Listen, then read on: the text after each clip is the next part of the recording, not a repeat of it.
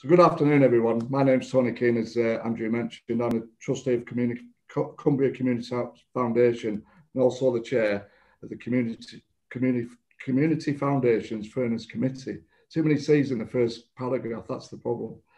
Before I continue, let me explain. We are recording this event, and for those who can't attend, can download from the Community Foundation website. It gives me great pleasure to welcome all of you to the launch of the Furness Opportunities and Challenge report. Thank you for all of you joining us. It's great that you've taken the time to come and see what we've done and what we've put together. I'd like to offer a special welcome to Claire Hensman, Lord Lieutenant of Cumbria, David Beebe, High Sheriff of Cumbria. David is also the chair of the Community Foundation. We have many inspirational, influential and important people here today, so please excuse me if I don't name check you all. I personally have been calling for a report like this to be written for a number of years, and I'm delighted that now we have a document that brings together in one place the needs of the area. This afternoon, you will hear from a number of speakers explaining why we have produced the report, what it contains, and our plans for how it will be used and what we expect the benefits from it will be. The creation of the report has been a real team effort involving representatives from the borough, district and county councils, alongside people from the world of business and charity, including BE, Cavendish Estates, Forge Europa, Oxley Developments, the Community Foundation and the Sir John Fisher Foundation. I'd like to thank the sponsors of the report, again, including BE, Cavendish Estates, CGP Books, the Borough Council, Oxley Development, and a number of the Foundation's individual donors. Special thank you to Caroline Vernon, Head of Victoria Academy, for her part in Children's Voices section of the report. This report goes back a long way, and the report was commissioned by the Community Foundation on behalf of the organisations I've mentioned. The production and it was produced by Nick Turner and his colleagues from We Are Intro, alongside Katerina Roberts from the University of Cumbria. We launched the work back in February, and we were delighted to have over 70 people attending the two online events. Many of you are here today. We received a really strong message which we all endorsed. Everybody wanted the positive message from this area alongside the challenges we face. Thank you to those who have contributed ideas, suggestions throughout the creation of the report. With so many people involved in writing the report, we are confident that the message contained within and the story it tells are authentic to the representation of Furness. All the speakers here today are active members of the report steering group, including Julie Barton, the former High Sheriff and HR Director of Forge Europa, Kath Corkill from the Drop Zone Youth Project, Andy Beeforth from the Community Foundation, Janet Gardner from BE Systems, Sam Plum from the Borough Council, and MP Simon Fell. We will share a web link to the report in the chat box at the end of the meeting. We will now have a number of speakers, followed by the opportunity to ask questions just before the end of the event. I would now like to introduce Julie Barton. Thank you, Tony. I'm delighted to introduce the Furness Needs Report, which in a nutshell is about people. The report shines a light on the economic and social strengths, opportunities and concerns within our diverse communities. It provides us all with an accessible, evidence-based document combining hard statistics with personal experiences and stories of life across Furness today. The Furness Needs Report contains great examples of organisations making a positive difference to the lives of others, such as the Well Communities, Love Barrow Families, SAFA and Barrow Raiders. The report very much celebrates our communities in Furness and the fabulous potential they have. It recognises local strengths, our culture and heritage, our festivals, sports and leisure activities, and our access to the great outdoors. The report can be used to help businesses see the opportunities within Furness for investment or to support the public and third sectors with independent data to help them develop, gain support and deliver on their projects. The evidence gathered in this report is on a range of issues, from the stark inequalities in living standards and health and well-being, challenges surrounding employment, aspiration, education and young people, social isolation and loneliness, crime, homelessness, housing, business, and transport and connectivity.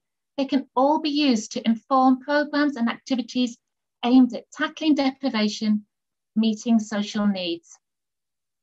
I hope the report inspires more people to get involved in their communities and that it engenders further collaboration across organisations. So which places are covered by the Furness Needs Report? Well, I'm pleased to say it includes a 250 square mile area of natural beauty and industrial heritage and is home to over 90,000 people. Furness is an area of contrast, from the rural communities of High Furness to the estuary peninsulas around Grange and Low Furness.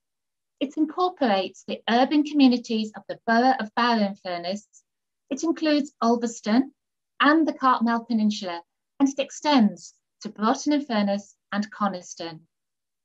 So as a former High Sheriff of Cumbria, who's proud to call Furness home, I know the area is a gateway to the lakes, and I appreciate the positive social impact the Furness Needs Report can bring in spotlighting inequalities, such as the high rate of children living in poverty in some wards in Barrow, as well as celebrating the strengths in our communities. So looking forward, I would like to finish by quoting two local school pupils from the Younger Voices section of the report, who've contributed to the report about how they feel about living in Furness today. William from Croflands Junior School in Ulverston says of Furness, "I think it's the best place in the world. It's a spacious, safe, with spectacular walks and besides the sea." And Roisin from Victoria Academy in Barrow shares that, "I think the community is brilliant and friendly. We have fresh produce, good job employers, choice of schools and good education, charity shops and nature walks." Well, for me, I believe the Furness Needs Report can enable change to address needs, and through working together, we can all create a brighter future. So on that very positive note, I'd like to hand over to Kath Corkill, Project Manager at the Drop Zone Youth Projects in Barrow, for a third sector perspective on the Furness Needs Report. Thank you, Kath. Thanks, Julie. Hi, everybody. As a third sector long-standing organisation, this report will be a useful resource as we move forward. The last 18 months have been difficult for everyone, but we have remained open and continued to work and to support our most vulnerable, and the partnership working across Furness has strengthened. The document gives a real picture of the local area and how geographical isolation is an issue alongside crime, lack of opportunities, attainment, engagement and appropriate pathways from school into post-16 provision. The report is broken down into subsections which will really benefit us moving forward as an organisation with our partners to tackle some of the issues long term. Throughout the last year, we have been able to sit round a lot of virtual tables, which have enabled us to identify need within the local area. Our workload has increased dramatically, and this continues to highlight the need for long-term sustainable funding. We were a key organisation in setting up the Furness Youth Work Partnership, which includes several organisations who support children, young people and families, the police, health, and our two children and young people council representatives. The partnership works extremely well together and has been able to organise events, training and initiatives so our children and young people are supported throughout their lives, transitions and into adulthood. Through our local resilience group, we have been able to provide laptops and dongles for children and young people so they could access education throughout the lockdowns. And we have also been able to set up an adult LGBTQ+ support group. We have submitted partnership bids to improve our local communities, and within them, better opportunities, recruitment, mental health support and detached provision to address concerns around antisocial behaviour. Alongside this, we have started to deliver a knife crime pilot in 2 local secondary schools, as our young people are expressing they feel pressured into carrying. We have planned summer provision to engage children and young people throughout the 6-week holiday to ensure they feel supported as their routine changes yet again. Our next generation for us is the most important part of our future, and the work the third sector continues to do needs long-term support, financially, but also in other ways. Every organisation within this report works alongside each other. It's like a jigsaw puzzle. Everything we do fits together, and this enables us to support, signpost and move people forward.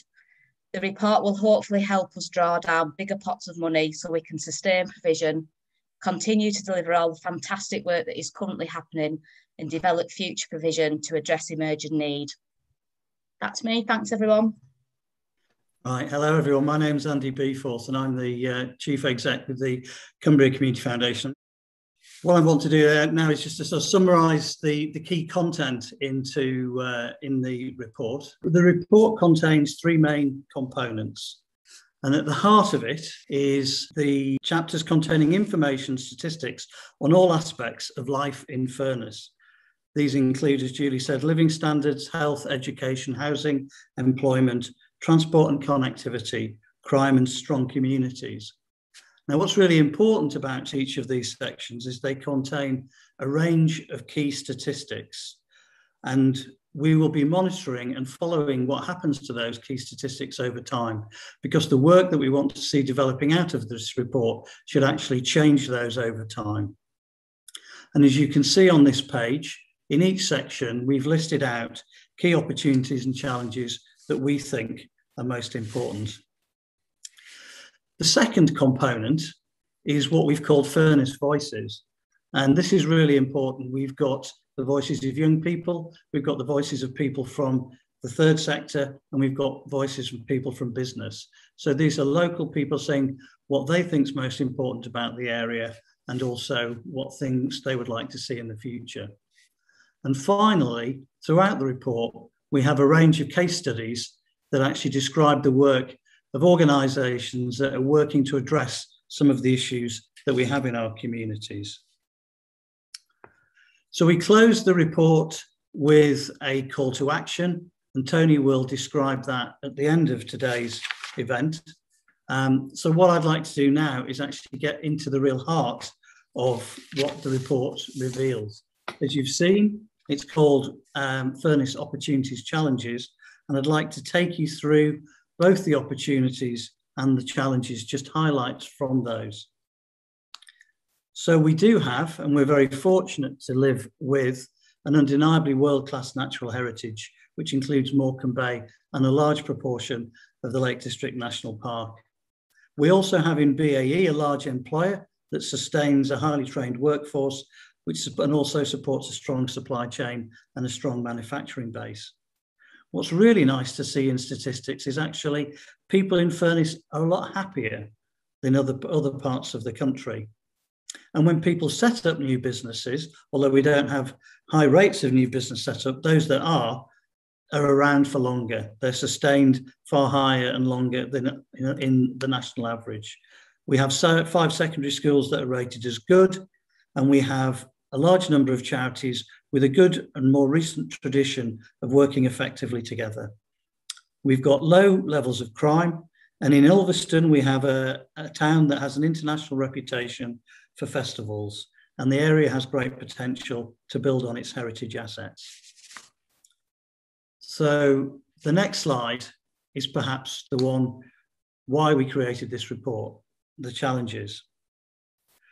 So I won't mention all of these, but across Furness, there's a 12-year difference in life expectancy for men and 8 years for women between the best and worst performing wards across Furness.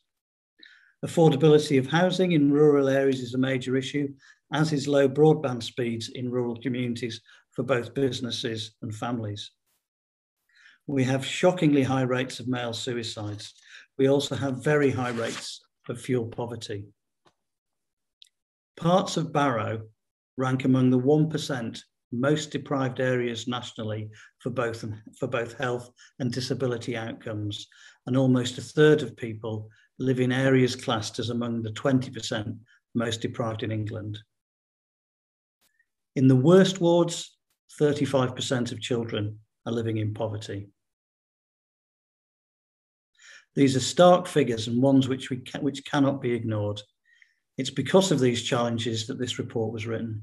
So we must build on the opportunities we have, particularly the renewed commitment for people in communities to come forward and act themselves, as well as making better connections between organisations and projects, and encourage a new generation of volunteers, community activists and philanthropists. So thank you for your time, and it's my pleasure to hand over to Janet from BAE. Thank you, Andy. Good afternoon, everyone. Firstly, let me introduce myself.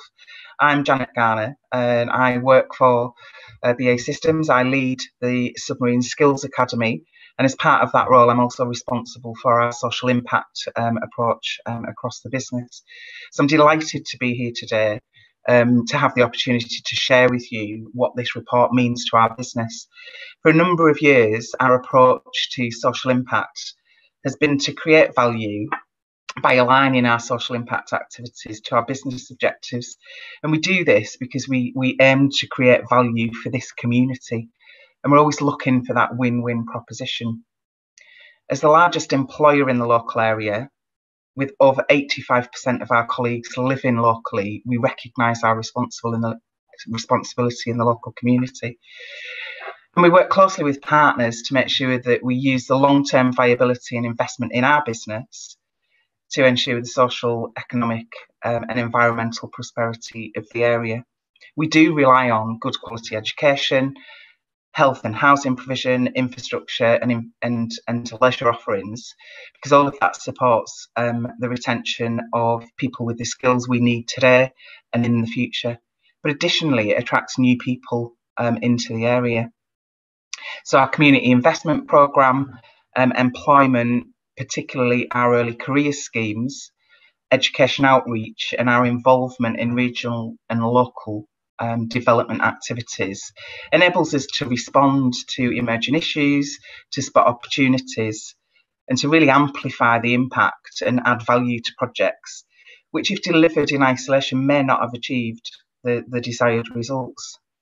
But despite that investment, we recognise there are serious social and economic challenges still faced in the local area.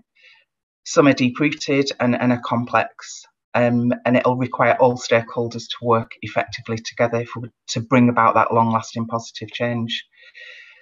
In developing our social impact approach, we've found gathering, interpreting statistics and data to be a real challenge.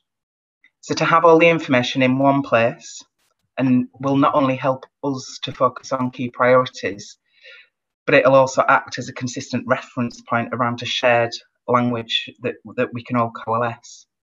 So we'll be using the report to ensure we're working with the right people and the right partners to focus our efforts on the right issues and collectively make a difference.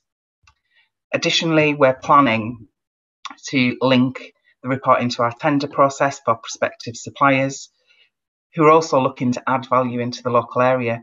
And by highlighting the opportunities, we will be actively encouraging them to use the report in the future.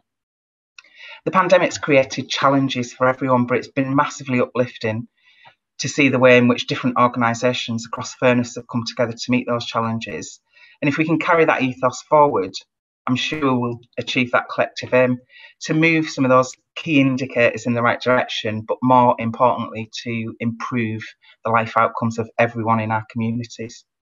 And with that, I'll hand over to Sam. Hi everyone, I'm Sam Plum and I'm the Chief Exec of Barrow Borough Council, and Andy's keeping us on a really tight time frame tonight, so we've been scripted and no ad-libbing, so I'll do my best. So as we've already heard, the report case studies some fantastic work that's already happening across the Furness area, but it also highlights some of the issues that we know we've got to address. It gives us a great baseline on which to measure progress in the coming months and years. So as I would, speaking from a Barrow Borough perspective, there's already a huge amount of work taking place. Our council plan focuses on the three priorities of our people, our place and our prosperity. COVID has led us to further prioritise this in terms of poverty and health inequalities, and we've just heard some of those stark stats on poverty and health inequality, the climate emergency, and community wealth building. In the round, this means we need to work. We need to grow our economy in a way that honours our values. I can't speak now. Sorry about that. In the round, this means we need to grow our economy in a way that honours and values our people and our planet. This needs to become integral to everything that we do. In Barrow, it's called Growing Forward, and it's intrinsically linked to both our council plan and our COVID recovery. In the last 12 months, we've managed to secure over 30 million in funding to deliver a range of projects and initiatives which will help us transform our borough and line up with our priorities and address some of the issues highlighted in this report. The biggest funding offer is the 25 million Towns deal, which I know some of you are heavily involved in and are working alongside us to deliver over the next 4 years. It contains 7 projects that collectively will have a huge positive impact on our place. But there's more to do. There always is. We've just recently submitted Levelling Up Fund bids and Community Renewal Fund bids, which together will hopefully bring in a further £17 million. And we're involved in a range of other partnership proposals to secure additional support for our residents, our businesses and our place. And we're continually striving to bring in as much funding, additional funding as we can to really drive some of those outcomes that we know that we need to achieve for our borough. I could go on all night about some of the things that we're doing in Barrow and some of the great initiatives that we're taking forward. But as I've said, Andy's only given me 5 minutes, so I'll try to be brief. One of the things that we are starting to run through everything that we do through the borough is the need to put our residents at the heart of all that we do. The council is determined to become more compassionate and to work with our residents in a really different way that enables them to build the infrastructure and networks that they need to enable them to thrive and flourish. The Love Barrow Together Coalition, and I know there's a lot of members of the coalition on the call tonight, and it's great to see your faces, brings together partners from across the public and the third sector. And collectively, we're testing and piloting new ways of listening to and working with our residents.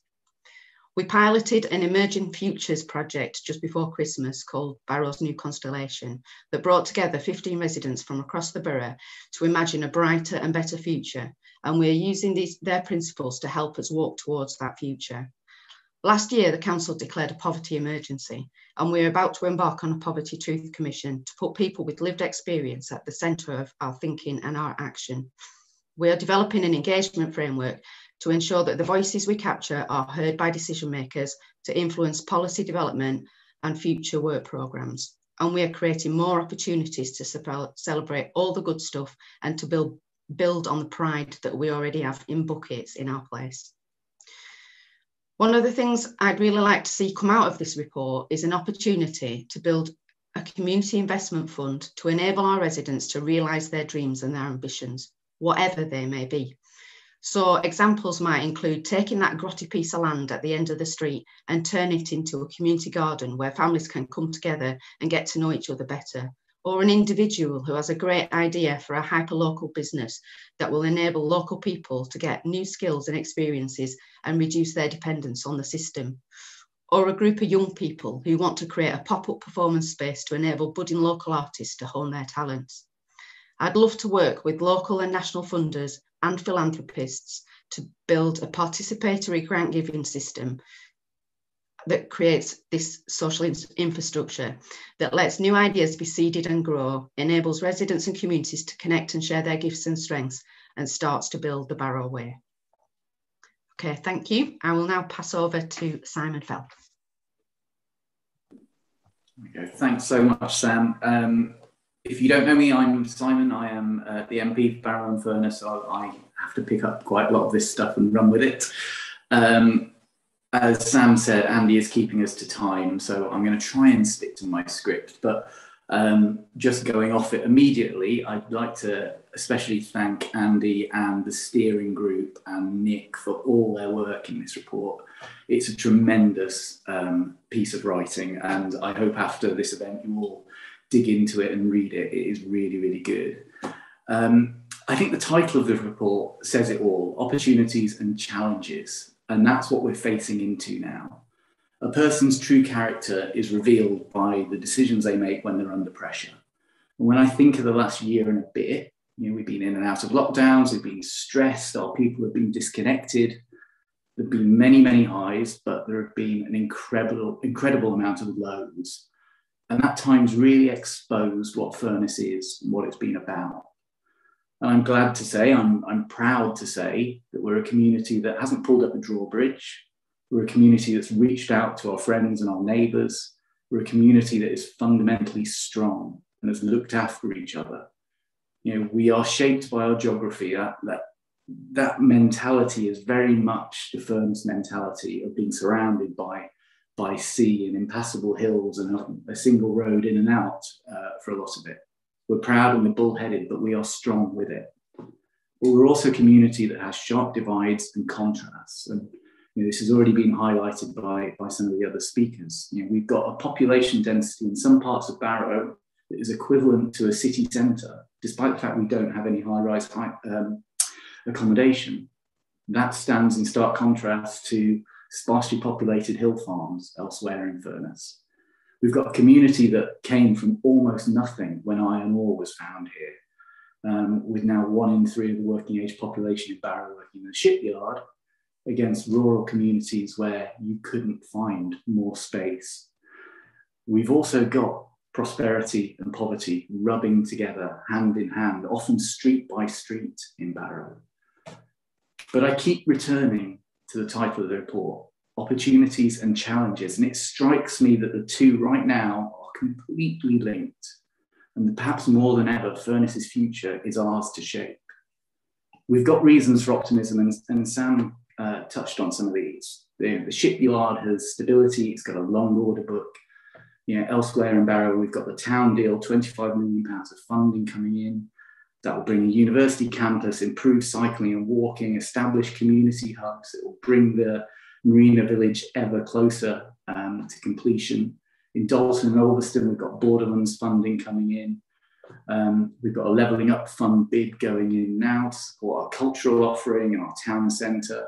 We've got local government reform, which will strengthen the links between South Lakes and Barrow and hopefully pool resources and strengthen the community response. That's great. We've got more too. We've got the Eden Project. We've got Hartley's Brewery in Ulverston being redeveloped. Farmers at Spark Bridge. Furness is really lifting its head and showing what it can do and what it can be to the rest of the world. So these are all things to celebrate. But I think the question we've really got to ask ourselves is, are they going to address the challenges that this report talks about? And I think, my view, the answer is yes, but we've got a long way to go. There's lots and lots of work still to be done. And to shift the dynamic in a place like Furness, I think we really need to gear our time to supporting families and communities from the outset, looking at prevention rather than cure. To my mind, it's those gaps in allowing problems to take root and grow where Furness faces its challenges. And we've got to rise to them by changing our focus to the things that worry away at the fabric of our society. Financial exclusion, dependency, loneliness, skilling up people. By providing people with a ladder, we've got an opportunity to make a real and a lasting change to these communities that we live in and that we care about so much. We've got so many great organisations already here doing just that. So we need to listen to them and learn from them. The Well, the Furness Multicultural Forum, Drop Zone. We need to learn what works and we need to replicate it and roll it out across the rest of Furness. And we also have to look to our strengths and our future opportunities. So despite the fact we are the centre of UK shipbuilding, we've got the opportunity to be at the beating heart of the UK green industrial revolution. We can knit together offshore wind, nuclear, tidal energy, gas, hydrogen and lithium production. This isn't an either or, this is an opportunity to give our people skills, good jobs and a bright future. So this report, I am winding up, I promise, Andy. This report is going to be crucial to me as I take the case to government for more support for the community. Very few places, very few of my peers have got such a clear-headed snapshot of a moment in time of their community, where they can identify what the challenges are that they must rise to and the opportunities that they've got to grab with both hands and exploit. So you're going to hear a little bit of jargon from me now, but if we're looking at levelling up, if we are looking at building back better, then this report gives me the tools I need to go into government, to talk to ministers, and to sing for our amazing community, and to try and get the support we need to answer some of the challenges in this report. So thank you again to Andy, thank you for the team for all your hard work, and back to you, Tony. Thanks to all the speakers. I think it's absolutely refreshing to hear the passion, the desire, and the will that we seem to get in all these steering meetings and everything we do to drive this area in the direction it needs to go. And the support now with a report like this starts to identify where we need to focus our efforts, our funding, and what we need to do. So as we said at the start of the meeting, there's now a section of question and answers. So I'm happy to share the questions and answers. I will ask for support if it's not in my field of knowledge or expertise. So I'd like to open it up to the meeting for anybody who would like to ask anything, and we'll attempt to answer. And if we can't, we'll certainly take note and come back to you in the future. So Tony, there's been a couple of questions which I've seen in the chat that have sent through. The first question is actually, what are the top priorities in the report? So I don't know whether that is something that Andy might want to take. Question about the top priorities. Yeah, I think it's people can be thinking about their questions whilst I give an answer to this one. But I think at least one, if not two, of the speakers have said about how interconnected everything is. And I think it'd be wrong to pick out one or two priorities. Changing those metrics are about early intervention. They are about supporting people from getting into difficult situations, and if they are, helping them work their way out with support. So no particular top priorities, because everything will contribute towards making a real shift. It's not going to be easy. Some of those numbers are really quite scary. We list lots of fantastic work, and if that work wasn't already being done, those numbers could be worse. So I don't want to undervalue the work that's already going on, but we do have to, we're not going to pick out any particular priorities at this stage. All right, thanks, Andy. And the only other question which I have at the moment, but another one's just popped in actually as it happens. How will local government reorganisation affect this work? So that's perhaps one for Sam or Simon. Do you think there's an impact there? I'm going to let Sam go at this. Thanks, Simon. That's very good of you. So those priorities are going to be the priorities for any local government organisation working in this patch, whatever shape they are, and however they're made up. So they're going to be the top priorities, whatever. So I can't see it slowing down this work. I think we might be playing musical chairs for a couple of years, but we'll carry on focusing on delivering the right things for our residents. That's what we're here to do. Okay, thank you, Sam. Andrew, can I just jump in on that and give you a quick example of why I think this is really going to make a difference?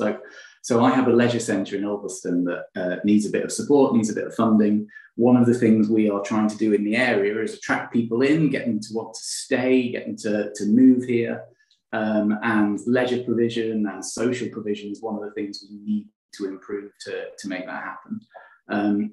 But obviously, there's two councils there, the South Lakes Council and Barrow Council. Tying them together means we can start to look at things as shared priorities. And I know that's a leisure centre. It's not top of the list of things we need to care about in this report, but there are a list, my arm's length of issues where I think actually if we're pulling together as one, we will better sell the area and we will better improve the area. So I'm really optimistic about where we can get to with local government reform.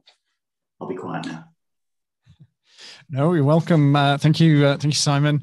So we're coming up for time, but there's a couple of quick questions I think would probably be worth asking. What is the proposed timescale before a follow-up report is produced, if indeed there is one? I suppose that actually ties in with the next one, which I'll introduce as well. What happens now that report has been published? Presumably there will be a follow-up at some point, but what are the next steps and how might that impact on a follow-up report? So I think I can take those, Andrew. I think Tony will answer the the second question in his closing remarks. But what we will, so this, for those of you who don't know, is the third report that the Community Foundation's done. One we did county-wide, then we produced one for West Cumbria, and the West, and then so now this is Furness. So I would imagine, well, one of the things we will do is keep tabs on all of the data sets, and if new information comes in, we'll add to it. So we want to, although this is a printed document, we'll have in the background refreshing and looking at new data as it arises, and then probably aim to have a refresh in 3 or 4 years' time. Okay, thank you, Andy. It's funny, isn't it? You say questions are closing, and there's a couple more which are coming in, but we're still reasonably to time. We're not overrunning that much, so I think it's worth just raising some of these questions. This is perhaps not such a direct question, but more of an observation. Hi all, we know that there are fewer business startups, but good survival rates. How can we grow the enterprising spirit in the area? That might be an open question to other people here today attending, rather than just a question to the panel. But another question which has come through: what would you say are the most pressing issues for children and young people? This was Ali Fletcher who's asked the question. I noticed unemployment and education on the long list of priorities. Is there anything else that comes to mind? I think that's probably me, is it, Andrew? Yeah. I think in terms of, yeah, I think in terms of what we see on a daily basis, obviously, I think getting our children, young people back into some sort of routine would be beneficial. We've got a lot of young people that are very anxious about returning to mainstream education, which obviously is quite worrying. We're in and out of lockdowns. We're now got young people being sent home left, right and centre to isolate. Bubbles are being sent home, so that the disruption over the past 18 months for our education, it has been quite dramatic. Obviously, as I said before, we've got an emerging issue about young people who are feeling pressured into carrying knives for protection. We've had a couple of serious incidents over the last few months that have caused young people to fear, and obviously carrying knives isn't probably the answer. We've got rising drug and alcohol taking with younger people. The list is quite long. I think that what we really need to do is look after our children and young people's mental well-being and support them that way, and hopefully they can get back into some sort of normality when they return to school in September. Okay, thank you. We've got a couple of people with hands up, so not questions submitted, but we'll give you an opportunity to speak. So first of all, Lord Cavendish. There we go. Thank you. It's my turn. First of all, sincere thanks to everyone involved in this report. It's very positive.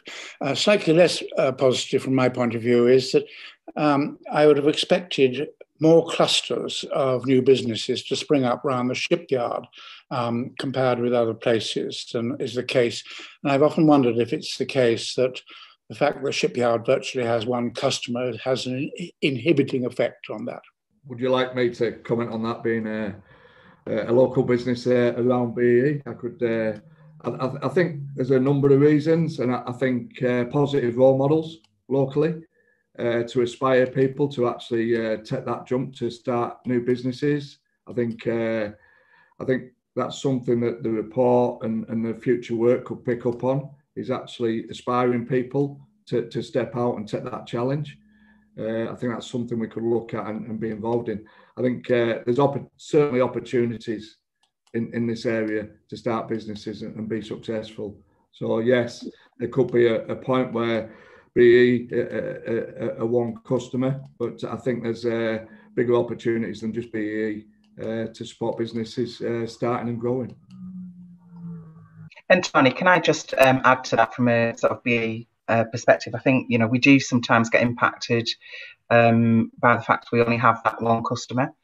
But I guess one of the reasons that we were keen to get involved in the production of this report is so that we can start to get much more proactive around sharing some of the challenges in the local area with the local, with our supply chain, and in doing that, not only get them to be aware of those issues and where they can help, but also start to attract them, you know, into the area.